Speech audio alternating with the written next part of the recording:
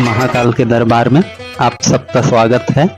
हम हैं उज्जैन नगरी महाकाल के दरबार में आए हैं और सुबह सुबह का समय हम अपने रूम से वॉक के लिए निकले हैं और यहाँ पर देख सकते हैं महाकाल का नंदी द्वार, नीचे गणेश जी और ये इस साइड का बाउंड्री है जो 12 से 15 फीट की ऊंचाई है और कैसे सुनहरी कलर में नंदी महाराज दिख रहा है। यहाँ 4 नंदी है, 2 एक साइड में 2 एक साइड में।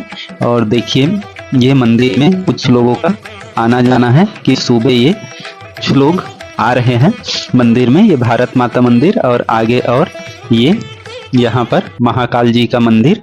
आप महाकाल ट्रेन से आ सकते हैं, ट्रेन का यहाँ बिल्कुल आवागमन सुविधा पूर्वक है और वहां से बिल्कुल थोड़ी ही दूर में है। ये देख सकते हैं हम लोग ओवर ब्रिज में हैं जहां से महाकाल का मंदिर है और बिल्कुल यहां से 1 किलोमीटर की ही दूरी पर है। अब मैं वॉक करते सामने साइड आ गया हूं, जो मानसरोवर तालाब है उसके यहाँ से महाकाल का मंदिर जस्ट सामने है। यहाँ से आप देख सकते हैं, ये देखिए ये महाकाल का मंदिर है, ये मानसरोवर तालाब है और इसके जस्ट सामने में अभी हम लोग सामने साइड में हैं।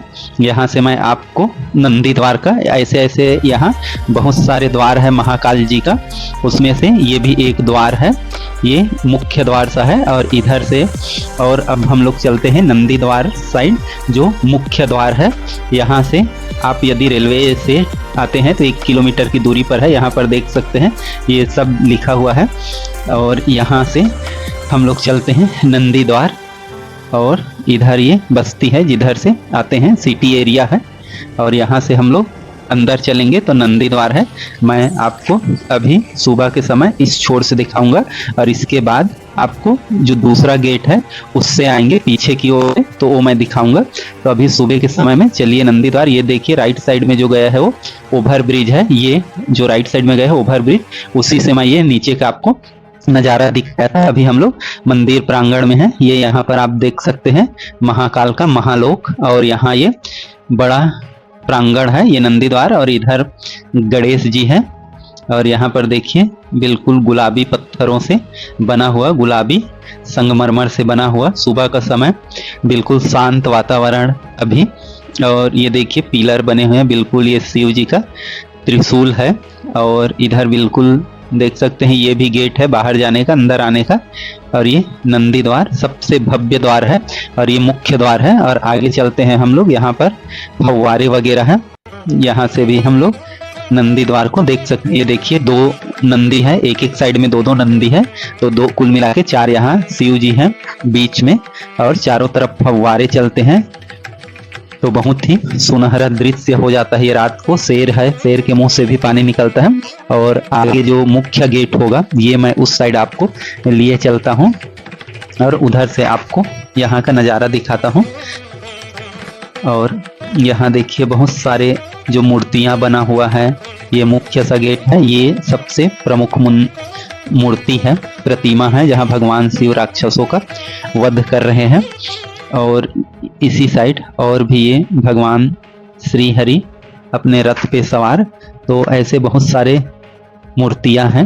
तो यहाँ पर महाकाल के दरबार में हर कोई पहुंचना चाहता है और ये बहुत ही अच्छी जगह में है कि बिल्कुल चारों तरफ सिटी है और बीच में महाकाल जी का मंदिर है। ऐसा ज्योतिर्लिंग है जो चारों तरफ सिटी से घिरा हुआ है। और यहाँ से क्षिप्रा नदी भी कुछ दूर में है, मतलब कम से कम 1 किलोमीटर की दूरी पर है बिल्कुल।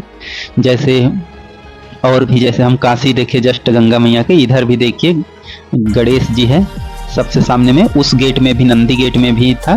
तो यहाँ से हम लोग देख सकते हैं मंदिर प्रांगण आपको बिल्कुल साफ और स्वच्छ मिलेगा। इतना साफ स्वच्छ बाकी जगहों में हो सकता है ना मिले, प्रायः नहीं मिलता।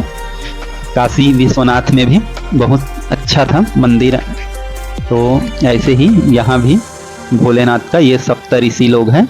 और यहाँ पर ये अभी मैं रूम जाऊंगा जहां हम लोग लिए हैं और वहां से फिर हम लोग मंदिर भोलेनाथ जी का दर्शन दिखाऊंगा। तो चलिए अब हम लोग ये देखिए दूसरे छोर से अब हम लोग आ रहे हैं। ये भी भोलेनाथ का महाकालेश्वर का एक द्वार है।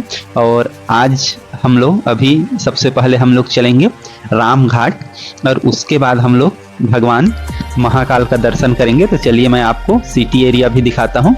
ये उज्जैन का पुराना शहर है, ये साइड मेन पहले बसा हुआ है। तो इधर से हम लोग चलते हैं पूरे सिटी को, जो पुराने साइड है उसको घूमते हुए। और यहाँ ऑटो स्टैंड आपको मिल जाएगा। आपको पूरा इंदौर घूमना होगा, पूरा उज्जैन घूमना होगा तो यहाँ आप कुछ भी गाड़ी कर सकते हैं अपनी संख्या के अनुसार। 2 लोग हैं, 4 लोग हैं। फिर यहाँ से हम लोग, यहाँ देखिए इधर आगे महाकाल का मंदिर है। हम लोग नीचे चलते हैं, सबसे पहले माँ क्षिप्रा का दर्शन करते हैं, वहाँ राम घाट में स्नान करते हैं और उसके बाद हम लोग चलेंगे महाकाल का दर्शन करने। तो चलिए यहाँ से कुछ ही दूर में ये देखिए लगभग सामने में दिखाई दे रहा है राम घाट। ये है राम घाट और ये इतना ऊंचा त्रिशूल लगा हुआ है। यहाँ देखिए, यहाँ मंदिर, बहुत सारे मंदिर है, यहाँ बहुत सारे अनुष्ठान भी होते रहता है, मुंडन होता है और सारे कई कार्यक्रम होते रहता है कि आप जो भी है यहाँ आकर ये देखिए माँ क्षिप्रा। और यहाँ पर ये बैरिकेड्स वगैरह लगा हुआ है। सामने साइड भी ये मंदिर आप देख सकते हैं, लेकिन यहाँ से हम सामने से ये जो पुल सा है वो बंद कर दिया गया है। यहाँ बैरिकेड्स लगा के लोगों को पास में ही नहाने दिया जाता है, क्योंकि नदी का पानी बहुत गहरा है तो ज़्यादा दूर जाने से मनाही होता है। और यहाँ ऊपर से हर समय माइक चलते रहता है कि किसी को भी ज़्यादा ना तो तैरना है ना कुछ करना है। तो यहाँ भी आगे भी लोग यहाँ पूरा नहाते रहते हैं। ये राम घाट है यहाँ का। और यहाँ भी जो भी आप पूजा हवन जो भी चीज़ कराना चाहते हैं, यहाँ पर ब्राह्मण लोग रहते हैं। आप उनसे अपना जो भी पूजा है विधि विधान से यहाँ पर करा सकते हैं। तो ये राम घाट है, क्षिप्रा नदी का घाट है और यहीं पर माँ क्षिप्रा का आरती भी होता है। और यहाँ देखिए ये है, यहाँ आरती स्थल है और यहाँ पर ये आरती होता है यहाँ पर। और यहाँ पर ही शाम को माँ क्षिप्रा का आरती होता है। और ये सभी जगह यहाँ पर देख सकते हैं, ये उनका गेट बना हुआ है। यहाँ जैसे शाम होता है, जैसे गंगा मैया का आरती होता है, वैसी जस्ट शाम को जैसे सूर्यास्त का समय होता है या सूर्यास्त होता है, वैसी ही यहाँ पर आरती भी होता है। तो इधर देख सकते हैं क्षिप्रा नदी बिल्कुल लबालब भरा हुआ और सामने में ये बड़ा सा मंदिर भी आप देख सकते हैं। और इन्हीं घाट को पार करते हुए हम लोग चलेंगे अब भगवान महाकाल के दरबार में। और देखिए हमको सामने में दर्शन दे दिया हमारे गणेश जी ने, तो शुभ काम की शुरुआत। और ये पीछे साइड है, मैं सुबह आपको दिखाया था, वो आगे साइड है, वो मुख्य द्वार नंदी द्वार है। और ये हम लोग आ रहे हैं पीछे साइड से, मतलब ऐसे ऐसे यहाँ पर 10 दरवाजे हैं, 12 गेट है कुल मिला के। तो वहाँ से पीछे साइड से आते हैं। इधर से भी बहुत बड़ा प्रांगण है, मतलब महाकाल जो बीच में है इंदौर उज्जैन के, तो इसका एरिया बहुत बड़ा है और बहुत सारे गेट हैं, हर तरफ से मंदिर में प्रवेश किया जा सकता है। तो हम लोग चलिए चलते हैं महाकाल के दरबार में उसका दर्शन करने के लिए। तो यहाँ से आपको आना पड़ेगा आगे और चप्पल वगैरह बाहर ही रखना पड़ेगा। तो हम लोग बाहर उतार दिए हैं दूर में ही। और यहाँ आकर एक ही द्वार है और यहाँ पर VIP दर्शन भी होता है। उसके लिए आपको 250 रुपए का एक आदमी का टिकट लगता है और वो लोग आसानी से जा सकते हैं। तो उनका दरवाजा और आगे पीछे से है, तो VIP के लिए मतलब उसमें ज़्यादा मतलब और तेज़ी से और महादेव जी का महाकाल का पास से दर्शन होता है। तो और भीड़ उतना ज़्यादा नहीं होता, यहाँ बहुत तेज़ी से लाइन चलता है। मैं दिखाऊंगा आपको कैसे 3 लाइन में चलता है, तो ज़्यादा दिक्कत नहीं होता। तो आप सामान्य दर्शन भी कर सकते हैं बिना टिकट का। तो यहाँ चलते हैं, तो यहाँ आपको मोबाइल बाहर में ही रखना पड़ता है, लेकिन आप चोरी छुपे या जैसे थोड़ा सा बच मुचा के आप मोबाइल ले जा सकते हैं। नहीं तो यहाँ पर काउंटर बना हुआ है, बिल्कुल आपका मोबाइल जमा लेंगे, एक थैला देंगे और जितने भी ग्रुप में हैं सबका मोबाइल जमा ले लिया जाता है और उसका टोकन दिया जाता है। और उसको वापस आकर जब देंगे तो फिर से वो मोबाइल को, यहाँ देखिए ये लिखा हुआ है, यहीं पर मोबाइल जमा हो जाएगा। और यहाँ से हम लोग चलेंगे, ये लाइन देखिए, जब बहुत ज़्यादा भीड़ होता है तो इन लाइनों में घुमाया जाता है और जब बहुत कम भीड़ होता है तो ये महादेव काल का दर्शन आप कर सकते हैं। तो अभी लाइन लगा हुआ है थोड़ा, तो बहुत अंदर जाके लाइन लगता है, तो उतना ज़्यादा यहाँ पर लाइन नहीं है। और लाइन लगे तो 1 किलोमीटर भी मंदिर प्रांगण के उसी जहाँ मोबाइल जमा किया वहाँ से लगा जा सकता है। तो बहुत ही बड़ा मंदिर का प्रांगण है, एरिया है, बहुत बड़े विशाल क्षेत्र में फैला हुआ है। और ये महाकाल का आप दर्शन कर सकते हैं और लाइन देख सकते हैं, 2-3 लाइनों में है। महाकाल जी का आप दर्शन करिए। महाकाल आप सबकी मनोकामना को पूर्ण करें, आप सबको सुख समृद्धि और स्वास्थ्य प्रदान करें। आप ये देखिए कर सकते हैं। और ऐसे सीढ़ी नुमा स्टेडियम नुमा बना है, तो आप महाकाल का दर्शन एक साथ 100 लोग 50 लोग कर सकते हैं। तो यहाँ पर सामान्य दिनों में उतना भीड़ लगने की गुंजाइश नहीं होता, भले ही सावन और नवरात्रि में ही एकदम ज़्यादा भीड़ का होता है, आदमी को सामना करना पड़ता है, नहीं तो आप सामान्य रूप से दर्शन कर सकते हैं। तो जय महाकाल। महाकाल आप सबकी मनोकामना को पूर्ण करें। इसके बाद आप यहाँ से आगे निकलेंगे तो आगे प्रांगण है, जहाँ से महाकाल का ऊपर कलश और मंदिर वास्तव में यहाँ से दिखता है। तो यहाँ और बहुत सारे देवी देवताओं का प्रतिमा है, मंदिर है, बहुत सारे देवी देवताओं का। यहाँ कुछ पूजन हवन पूजा वगैरह यहाँ भी करवाया जा सकता है। तो ये भोलेनाथ का मंदिर प्रांगण है। यहाँ भी मोबाइल आप ये देखिए, ये है महाकाल का मंदिर। और यहाँ पर भी आप जो यहाँ पर आएगा वो मंदिर के ही रास्ते आएगा, पीछे से नहीं आ सकता। यहाँ हर जगह सिक्योरिटी लगा हुआ है, बहुत ज़्यादा संख्या में रहता है। तो सुरक्षा के बहुत कड़े इंतजाम है कि कुछ ही समय आपको ऐसा मिलेगा कि आप यहाँ मोबाइल ला सकते हैं, अन्यथा नहीं ही ला सकते। तो यहाँ से हम लोग यहीं अंदर में ही भोजन के लिए पर्ची मिलता है जो बिल्कुल मुफ्त होता है। तो यहाँ से आप ले सकते हैं, हम लोग भी ले लिए हैं सभी लोगों के लिए भोजन के लिए पर्ची। तो जितने रहेंगे और अपने मन से आप दान कर सकते हैं, अन्यथा कोई ज़रूरी नहीं। और जैसे बाहर आते हैं तो ये आगे देखिए कि बहुत बड़ा पानी का यहाँ पर फिल्टर लगा हुआ है। एक रूम ही यहाँ पर प्रांगण में ही भारत माता का मंदिर बना हुआ है, बहुत ही भव्य मंदिर है। इसका भी मैं आपको दर्शन कराता हूँ। इसका उद्घाटन करने के लिए हमारे प्रधानमंत्री माननीय नरेंद्र मोदी जी स्वयं आए थे। और ये भारत माता का मंदिर बना हुआ है। आपको मैं हरिद्वार में भी दिखाया था भारत माता का मंदिर, वो बहुत ज़्यादा विशाल था, जिसका जो उद्घाटन है वो तत्कालीन प्रधानमंत्री इंदिरा गांधी जी ने किया था। ये देखिए यहाँ केवल भारत माता की ही मूर्ति है, जबकि वो थोड़ा ज़्यादा ही विशाल था। तो यहाँ पर ये देखिए भारत माता कितना विशाल स्वच्छ, और ये मंदिर भी उतना ही स्वच्छ और बहुत ही नक्काशीदार एकदम बेहतरीन बना हुआ है। तो माँ भारत माता का दर्शन कर सकते हैं। ये नीचे से प्रांगण देखिए, यहाँ से ये इस साइड अतिथि जो श्रद्धालुओं का है वो है, और ये भारत माता सिंह के। और वहाँ से हम आगे चलते हैं, फिर ये नंदी द्वार साइड जाता है। मैं वहाँ से ये पिलर दिखाया था, और बीच बीच में ये पूरे देवी देवताओं का स्टेचूस बना हुआ है, जिसे आप देखते हुए आगे बढ़ सकते हैं। वहाँ भी मैं दिखाया था। फिर हम लोग चलते हैं अन्य क्षेत्र में, तो वहाँ पर पड़ेगा ये गेट से हम बाहर आएंगे। और यहाँ पर अन्य क्षेत्र, यहाँ खाने की सुविधा बिल्कुल है, लेकिन आपको खाना वगैरह नहीं छोड़ना है, बिल्कुल जितना खाना है उतना लेना है और पेट भर ले सकते हैं। तो बिल्कुल अच्छी व्यवस्था है यहाँ। और घूमने लायक मंदिरों में और भी कई सारे मंदिर हैं, यहाँ पर भी देख सकते हैं माँ का मंदिर।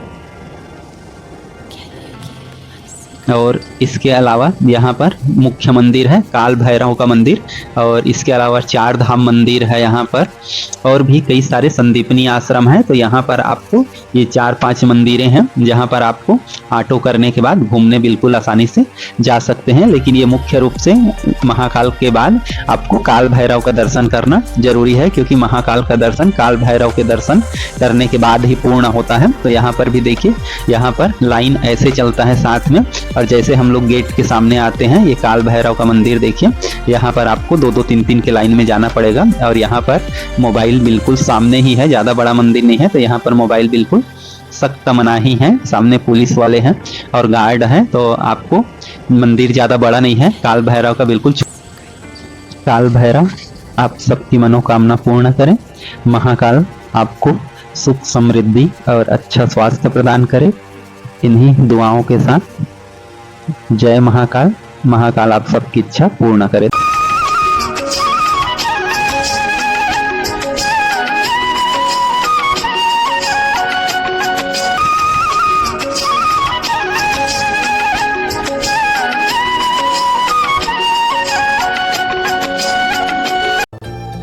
हम लोग महाकालेश्वर का दर्शन करके ओंकारेश्वर के लिए चलते हैं, जो 140 किलोमीटर है उज्जैन से, और इंदौर के रास्ते, इंदौर से 80 किलोमीटर है ओंकारेश्वर। और यहाँ के लिए आपको हर समय बस की सुविधा मिलता है। यदि ट्रेन से आना चाहे तो उज्जैन से, इंदौर से वहाँ आप आसानी से जा सकते हैं, और बस की सुविधा हर समय है ओंकारेश्वर के लिए। और ओंकारेश्वर खंडवा जिला में आता है। ये देखिए, ये बस स्टैंड है ओंकारेश्वर का। बस स्टैंड से और आगे बढ़ते हैं तो यहाँ पर देखिए ओंकारेश्वर लिखा है, और यहाँ हर जगह के लिए बस सुविधा उपलब्ध है। यहाँ से और हम आगे चलते हैं क्योंकि रात हो चुकी है, तो रात्रि विश्राम के लिए, ठहरने के लिए हम लोग चलते हैं गजानन आश्रम, और वहाँ पर ठहरने के लिए अच्छी सुविधा रहता है। यहाँ पर आप रुक सकते हैं, और बहुत ही कम कीमत में हर चीज़, रहने का, खाने का सब सुविधा यहाँ पर उपलब्ध है। और यहाँ पर खाने पीने सभी चीज़ की सुविधा है, और बहुत कम रेट में प्रसादालय है। यहाँ पर 10 रुपए में नाश्ता और 40-50 रुपए में आपको खाने की सुविधा मिल जाएगा। तो यहाँ से, और बिस्तर भी ऐसे सिंगल 50-60 रुपए में ये मिल जाएगा। और वहाँ से हम लोग चलते हैं सीधा ओंकारेश्वर। ये ममलेश्वर शुरू में पड़ता है, तो यहाँ हम आगे चलते हैं, पहले ओंकारेश्वर महादेव का दर्शन करेंगे। और जो ये ब्रिज बना है उसी के रास्ते हम लोग चलते हैं। ब्रिज से आप नीचे से भी जा सकते हैं, लेकिन ब्रिज से ऐसे यदि हम लोग चलते हैं तो हमको ऊपर से खूबसूरत ये नर्मदा माँ का नज़ारा दिखता है। और यहाँ से ही ओंकारेश्वर ज्योतिर्लिंग का, यहाँ से ओंकारेश्वर जो है सामने दिख रहा है वो है, तो उसका भी दर्शन हो जाता है। और ये माँ नर्मदा, इस तरफ जो घाट है वो गोमुख घाट कहलाता है, और सामने में जो है वो ओंकार घाट कहलाता है। तो यहाँ से देख सकते हैं हम कि यहाँ से आपको ये नदी है, और नाव के द्वारा भी उधर सामने की ओर जाते हैं। 50 रुपए लगता है। तो हम लोग आगे चलते हैं, और यहाँ पर मार्केट प्लेस को क्रॉस करेंगे। ये पूरा इसका, इस किनारे का मार्केट है, और यहाँ से हम लोग आगे बढ़ते हैं। तो आगे हमको फिर ओंकारेश्वर का, ये देखिए, ये ओंकारेश्वर ज्योतिर्लिंग का मुख्य प्रवेश द्वार है, जो ये झूला पुल से होकर गुजरता है। और यहाँ से हम लोग ये चलेंगे, वो होगा झूला पुल, और इस झूला पुल के रास्ते से हम लोग उस छोर में नदी के जाएंगे। यहाँ पर देखिए ओंकारेश्वर लिखा है, और ये ओंकारेश्वर इसलिए इसका नाम पड़ा क्योंकि ओंकारेश्वर जो ये पर्वत में स्थित है, और उसका नाम ही ओंकारेश्वर है, और उस पर्वत का आकार ओम के आकार का है, इसलिए इस ज्योतिर्लिंग का नाम पड़ा है ओंकारेश्वर। और इसको मानधाता जो राजवंश है उन्होंने बनवाया था, यहाँ पर स्थापित किया था ज्योतिर्लिंग को। और उसका किला भी था आगे में, उसको हम लोग दिखाएंगे परिक्रमा पथ में। ये आपको लगभग 2 किलोमीटर के आसपास, ऐसे 1 से 2 किलोमीटर तक का ये शेड ही से है। और ऐसा हम लोग देख पा रहे हैं, ये स्लोप जो है 4-5 मंजिला जो दिखाई देता है, उसको हमको उसी के रास्ते नीचे उतरना पड़ेगा पहले, और यहाँ से आप नर्मदा मैया का दर्शन कर सकते हैं। इसमें बोटिंग, और सामने भी पुल है, ये भी सस्पेंशन पुल है, और जो हम लोग आए वो भी सस्पेंशन पुल है। वो झूला पुल है, इसमें भी कोई पिलर नहीं, तो सस्पेंशन पुल बोला जाता है इसको। और यहाँ से नीचे उतरने के बाद फिर से हम ऊपर साइड चलते हैं। यहाँ भी दोनों किनारे में देख सकते हैं दुकान लगा हुआ है, चप्पल वगैरह और कुछ रखने की सुविधा है यहाँ पर। और ये देखिए भीड़ यहाँ बहुत ज़्यादा है। यहाँ पर आने से रविवार और यदि शनिवार का दिन हो और सोमवार का भी दिन हो तो यहाँ का भीड़ थोड़ा ज़्यादा हो जाता है, ये देख सकते हैं। और ऐसा करके हमको ऊपर तक जाना है। ये देखिए जैसे ऊपर से नीचे आए थे तो वैसे ही आप फिर से हमको देखने के लिए, ये ओंकारेश्वर महादेव है। ओंकारेश्वर महादेव आप सबकी मनोकामना को पूर्ण करें। और हम लोग लाइन में लगे हैं, देख सकते हैं लोग ऊपर तक पहुंच गए हैं, हम नीचे में ही हैं अभी। और यहाँ पर कभी कभी ऐसा होता है कि कभी बहुत कम भीड़ होता है, कभी ज़्यादा भीड़ होता है। तो यहाँ पर हफ्ते के 3 दिन ये मान सकते हैं कि ज़्यादा भीड़ होता है और 3 दिन कम भीड़ भी होता है।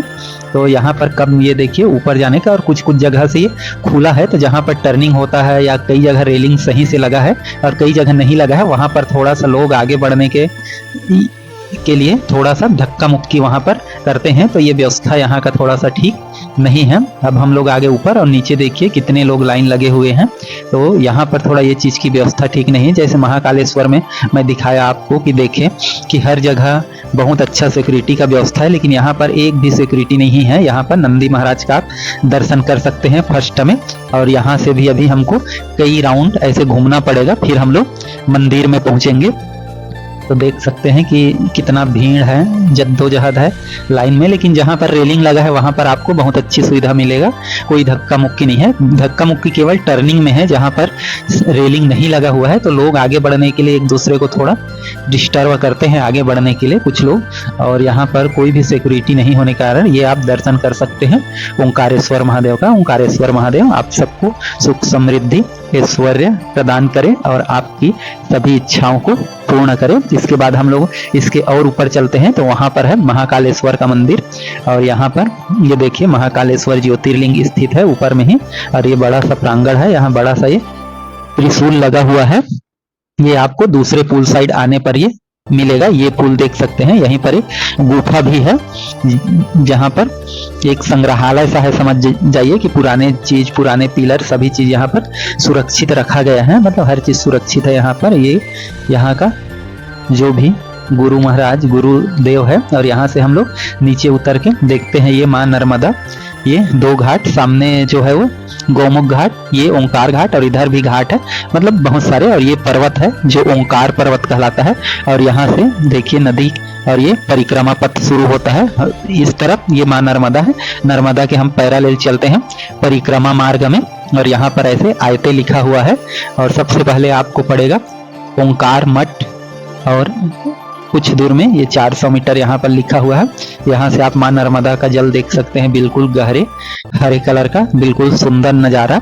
और यहाँ से आप जैसे चलते जाएंगे तो पूरे रास्ते भर लगभग ये जो परिक्रमा पथ है ये 7 किलोमीटर के आसपास है, और कुछ दूर लगभग 1 किलोमीटर के बाद माँ नर्मदा का यहाँ पर मंदिर है। ये देख सकते हैं माँ नर्मदा का मंदिर यहाँ पर स्थित है। और ये पूरे 7 किलोमीटर के परिक्रमा पथ में बहुत सारे देवी देवताओं का आपको दर्शन होगा, मंदिरों का। यहाँ पर भी देखिए ये केदारेश्वर टेम्पल है, और इसको केदारनाथ टेम्पल भी बोला जाता है। इसमें से जो प्रमुख जो मंदिर है जितने भी, वो पांडव लोगों के काल में ही निर्मित हुआ है। तो ज्यादातर ये बहुत ही प्राचीन मंदिर मिलेंगे आपको। और यहीं पर एक शारदा रामकृष्ण आश्रम भी स्थित है। यहाँ से ये देखिए फिर से वही 900 मीटर की दूरी आए हैं अभी, और ये ऐसे करके हर जगह आपको ये मिलेगा। और कंक्रीट का रोड बना हुआ है पूरे आगे तक के लिए। तो ये यहाँ का सुविधा है, ये मार्ग, और यहाँ पर यात्री प्रतीक्षालय भी है। यदि आपको थकान होता है तो आप यहाँ पर रेस्ट कर सकते हैं इसलिए। और ये वही है जो मानधाता राजा थे, उन्होंने इसका निर्माण करवाया था ज्योतिर्लिंग। तो इनका यहाँ पर किला हुआ करता था, और ये खंडहर हो गया है, पूरी तरीके से नष्ट हो गया है। लेकिन दीवार की चौड़ाई इससे आप अंदाजा लगा सकते हैं कितनी चौड़ा होगा। यहाँ जब आते हैं तो ये रोड आया है, और ये रोड यहाँ पर शंकराचार्य जी की मूर्ति के लिए आया है, मतलब उसके परिक्रमा पथ में बन रहा है। यहाँ से हम और आगे बढ़ते हैं, और यहाँ पर देखिए फिर से एक मंदिर ऋण मुक्तेश्वर मंदिर आता है। यहाँ पर भी आप दर्शन करने से ये मान्यता है कि यहाँ जो भी श्रद्धालु दर्शन करता है और यहाँ चने की दाल चढ़ता है सवाई में, तो उसका ऋण जो भी होता है वो मुक्त हो जाता है। चने की सवाई मतलब 1.25 अंगुल 1.25 मुट्ठी ऐसा सवा में ही चढ़ता है, और यहाँ से फिर उसका जो भी कर्ज है वो मुक्त हो जाता है। यहाँ पर हम सामने देख सकते हैं नारायण मंदिर भी है यहाँ पर, तो यहाँ भी आप दर्शन कर सकते हैं। यहाँ के बाद हम लोग आगे चलते हैं संगम घाट में। ये है नर्मदा कावेरी का संगम, जहाँ पर 2 नदियों का संगम होता है। मतलब एक ही नदी है, लेकिन ओंकारेश्वर डैम के नीचे से ये राइट साइड में कावेरी जो आ रहा है वो, और लेफ्ट साइड से नर्मदा का मुख्य धारा आ रहा है, वो आपस में फिर से यहाँ पर मिल जाते हैं ओंकारेश्वर पर्वत को क्रॉस करके दोनों। तो यहाँ पर इसका संगम है, और यहाँ पर स्नान का बहुत महत्व है। तो लोग यहाँ पर स्नान करते हैं, और भगवान शिव का छोटा सा लिंग है वहाँ पर, पूजा भी करते हैं। अब हम लोग चलेंगे कावेरी के पैरालेल। पहले हम लोग चल रहे थे नर्मदा माँ के पैरालेल, तो ये चीज का यहाँ पर पड़ता है धर्मराज द्वार, और नाम हिसाब से आपको समझ आ रहा होगा कि सभी ये पांडव काल में ही बना है, निर्मित है। ये माँ नर्मदा का एक और प्रतिमा जो मगरमच्छ में सवार है। और आगे बढ़ने से यहाँ पर ऐसे लग रहा है कि छोटे छोटे घर वगैरह भी हैं, जहाँ पर लोग मतलब मान लीजिए कि बस्ती है। और यहाँ पर देखिए एक मंदिर है, माँ कालिका मंदिर। यहाँ पर ये माँ काली का मंदिर। यहाँ से और हम लोग आगे बढ़ते हैं तो सबसे मुख्य मंदिर गौरी सोमनाथ का मंदिर, ये सबसे इस रास्ते का प्रमुख है और लगभग मध्य में ये मंदिर स्थित है परिक्रमा के। तो ये मुख्य रूप से स्थित है और इसको ये माना जाता है कि अहिल्याबाई होलकर ने इसका जीर्णोद्धार करवाया था। ये नंदी महाराज और जस्ट सामने में सोमनाथ का मंदिर। और यहाँ पर देखेंगे कि बहुत ही ये देखिए विशाल शिवलिंग है जो लगभग 5.5 से 6 फीट के आसपास इसकी ऊंचाई है और ये बहुत ही विशाल है। और पीछे में माँ पार्वती का प्रतिमा है यहाँ पर, तो माँ पार्वती का भी आप दर्शन कर सकते हैं। यहाँ पर देख सकते हैं लिखा है इच्छा पूर्णेश्वरी माता पार्वती। तो और ये 2 मंजिला है, तो ऊपर 2 और है, तो उसमें सीढ़ी ये जाने का रास्ता है। यहाँ से हम लोग चलते हैं और ऊपर में भी दर्शन करते हैं। तो ऊपर में शिवलिंग है और इसके ऊपर एक और है, तो वहां भी हम लोग जाते हैं तो वहां भी शिवलिंग ही है। तो इस प्रकार से हम दोनों का दर्शन करते हैं। आगे हमको मिलता है पताली हनुमान मंदिर, जहाँ पर हनुमान जी लेटे हुए हैं और यहाँ पर लेटे हुए हैं। फिर इसको आगे बढ़ते हैं तो यहाँ टॉयलेट वगैरह बना है, सार्वजनिक शौचालय। और यहीं पर मंदिर एक और पड़ेगा राजराजेश्वरी का मंदिर, जिसके ऊपर में ये देख सकते हैं भगवान शिव का बहुत विशाल प्रतिमा बना हुआ है और नीचे में उसका मंदिर है। तो यहाँ भी आप दर्शन कर सकते हैं। मतलब रास्ते में पूरा फिर आते हैं हम लोग आदि शंकराचार्य का, जहाँ पर स्टेचू बन रहा है लगभग 190 फीट और ये इसका बेस और मूर्ति करके 190 फीट। और शंकराचार्य जी की ही जो ऊंचाई है वो लगभग 80 फीट के आसपास है, जो पूरे ओंकारेश्वर नगर से दिखेगा। और ये अष्ट धातु से निर्मित है और ये परिक्रमा पथ का मार्ग है। यहाँ फिर से एक मंदिर ही है, दिख रहा है प्राचीन ही मंदिर है ये, जैसा निर्मित है। और ऐसा हमको लगता है कि ये सब पांडव युगीन है। तो यहाँ पर ये देख सकते हैं ये जो द्वार है ये चांद सूरज द्वार है और देखने से ही लग रहा है दोनों तरफ देवी देवताओं का ये प्रतिमा है और ये द्वार है और ये बहुत प्राचीन है। तो पूरा इसको एक सिस्टम से बनाया गया है परिक्रमा द्वार को, मतलब पूरे जो 7 किलोमीटर का जो गोल घूमकर फिर से हम वहीं जाएंगे। और अगला है सिद्धेश्वर मंदिर, इसका निर्माण खुद पांडवों ने किया था। और यहाँ पर देख सकते हैं इसके पिलर में बहुत सारे देवी देवता या मूर्ति बना हुआ है और ये है सिद्धेश्वर महादेव। और यहाँ पर देखिए ये बिल्कुल सुंदर इसके पिलर है, इसमें सुंदर नक्काशी से इसकी प्रतिमाएं बना हुआ था जो थोड़ा सा छीण भी हो गया है और इसको मुगलों ने नष्ट किया था, ऐसा माना जाता है। मुगलों ने ही भारतीय को सबसे ज्यादा नुकसान पहुंचाया। ये है भीम अर्जुन द्वार जो लगभग परिक्रमा का सबसे आखिरी द्वार है और यहाँ से दोनों तरफ भीम और अर्जुन की प्रतिमा है। और यहाँ से हम ओंकारेश्वर डैम का नज़ारा देख सकते हैं बिल्कुल पास से। और यहाँ से नर्मदा नदी 2 भागों में बट गई है, एक ओंकारेश्वर मंदिर की ओर, ये वाला हिस्सा ओंकारेश्वर मंदिर की साइड गए हैं जो नर्मदा नदी कहलाती है, और दूसरा साइड कावेरी जो संगम दिखाया और वहाँ फिर से ये मिल जाता है। अब यहाँ से हम लोग बाजार के रास्ते से आते हैं जहाँ से हम लोग गए थे और यहाँ से अब हम लोग दर्शन करेंगे ममलेश्वर का। उससे पहले हम लोग चलते हैं गौमुख घाट। और गौमुख घाट क्यों बोला जाता है इसको, इसके बारे में मैं आपको, ये देखिए गौमुख द्वार लिखा हुआ है, यहाँ हम लोग आते हैं तो ये देखिए जब पानी यहाँ कम होता है तो यहाँ गौमुख से भगवान ये शिवलिंग में, ये देखिए भगवान एक गौमुख से के आकार से शिवलिंग में जल गिर रहा है, इसलिए इसको गौमुख घाट बोलते हैं। फिर यहाँ से आप नाव का आनंद ले सकते हैं। तो यहाँ हम लोग चलते हैं नाव में और नाव में आप पर्सनल नाव भी ले जा सकते हैं। तो आप लोगों को 10 लोगों का उसमें खर्चा देना पड़ेगा, या साथ में जाएंगे 10 लोग सवारी में तो 200 रुपए के आसपास लेते हैं ये लोग। और पूरे ओंकारेश्वर डैम से ऐसे गोल चारों तरफ से घुमाते हुए संगम घुमाएंगे, ये डैम घुमाएंगे और ओंकारेश्वर के बगल से ऐसे करके संगम दिखाते हुए वापस लाते हैं। तो यहाँ पर देख सकते हैं ये ओंकारेश्वर के किनारे से गुजार रहे हैं, मतलब चल रहे हैं।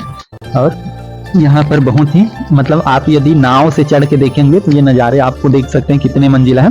और आगे चलते हैं तो ये पुल जो दूसरे साइड का पुल है, ये देखिए इसमें भी कोई पिलर नहीं है, ये भी सस्पेंशन पुल है लेकिन झूले वाला इसमें नहीं है। और यहाँ पर ये देखिए यहाँ से दिखाई दे रहा है आपको शंकराचार्य जी की वही मूर्ति जो वहां पर परिक्रमा पथ से दिखाया गया है। अब हम लोग आते हैं ममलेश्वर महादेव के मंदिर में। तो ममलेश्वर महादेव में ये दोनों करके जो है वो इसका पूरा होता है। ममलेश्वर महादेव आप सबकी मनोकामनाओं को पूर्ण करें। तो दोनों ओंकारेश्वर और ममलेश्वर महादेव का दर्शन करने के बाद ही इस ओंकारेश्वर ज्योतिर्लिंग का दर्शन पूर्ण होता है। और ये दोनों नर्मदा के दोनों साइड में स्थित है। तो इसलिए आपको पहले ओंकारेश्वर का फिर दूसरे छोर में आकर ममलेश्वर महादेव का दर्शन करना है। और यहाँ पर छोटे छोटे ऐसी और मंदिर है 4-5, वहां भी भगवान भोलेनाथ की ही शिवलिंग है, उसमें भी आप यहाँ दर्शन कीजिए। और यहाँ पर आकर हम लोग ये देख सकते हैं शाम को यहाँ 7 बजे माँ नर्मदा का आरती होता है। तो आप यहाँ स्टे करते हैं तो जरूर माँ नर्मदा की आरती में आपको शामिल होना चाहिए। जय ओंकारेश्वर महादेव, जय ममलेश्वर महादेव, ओंकारेश्वर महादेव आप सबकी मनोकामना पूर्ण करें। धन्यवाद।